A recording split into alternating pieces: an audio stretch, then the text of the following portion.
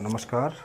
आज बहुत ही महत्वपूर्ण सूचना, बैंक से संबंधित बहुत ही महत्वपूर्ण सूचना आज आपके साथ शेयर करने जा रहा हूँ। अब हमारे जो खाते होते थे, जो इस खातों में हमारा जो है पैसे होते थे, या किसी भी कोई भी जो भी व्यापारी वर्ग है जो हमारा वो बैंक खाता रखता है, तो अगर किसी कारणवश कुछ हो जाता है तो उसको उसका एक नॉमिनी होता था, उस नॉमिनी को बढ़ा दिया गया है। अब 4 व्यक्तियों को जो है नॉमिनी बनाया जा सकता है।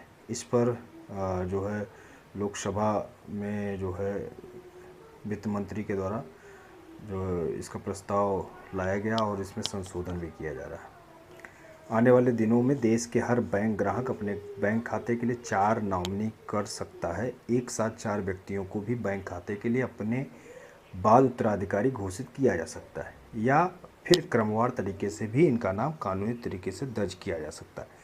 इस संबंध में शुक्रवार को लोकसभा में सरकार की तरफ से बैंकिंग संशोधन अधिनियम कानून 2024 पेश किया गया। इसमें विधेयक वित्त मंत्री राज्य मंत्री पंकज चौधरी ने पेश किया। इसके जरिए बैंकिंग व्यवस्था में जो है 4 अलग अलग तरह के कानूनों में संशोधन किया जा रहा है। सरकार का कहना है कि संशोधन से बैंकिंग ग्राहकों के अधिकारों की रक्षा ज़्यादा बेहतर तरीके से की जा सकेगी। होता है, अक्सर ऐसा होता है कि हमारे पास एक नॉमिनी होता है जो योग्य हो या ना हो, या पहले उसकी डेथ हो गई हो, तो ज़्यादा समस्याएं आती हैं। अगर हमारे पास क्रम वाइज ऐसे ऑप्शन रहेंगे तो हमारे जो पैसे हैं उसका उपयोग किया जा सकता है। एक अहम प्रस्तावित संशोधन यह है कि अगर किसी निवेशक बिना दावे वाला लाभांश, शेयर या बॉन्ड्स पर ब्याज दर निवेशक सुरक्षा कोष में हस्तांतरित किया जा चुका है, तो उक्त निवेशक को अपनी राशि वापस लेने का हक होगा।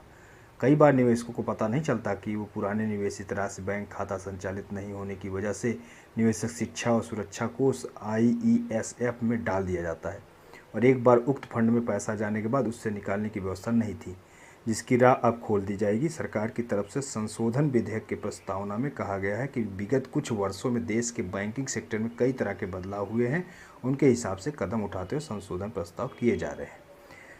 अब इसमें बहुत अच्छा रहा। सहकारी बैंकों के कामकाज में भी सुधार करने की बात कही गई है। कुछ संशोधन सहकारी बैंकों के कामकाज को बेहतर करने के उद्देश्य से किया जा रहा है। मसलन सहकारी बैंकों के निवेशक के कार्यकाल की सीमा 8 वर्ष से बढ़ाकर 10 वर्ष कर दिया जाएगा।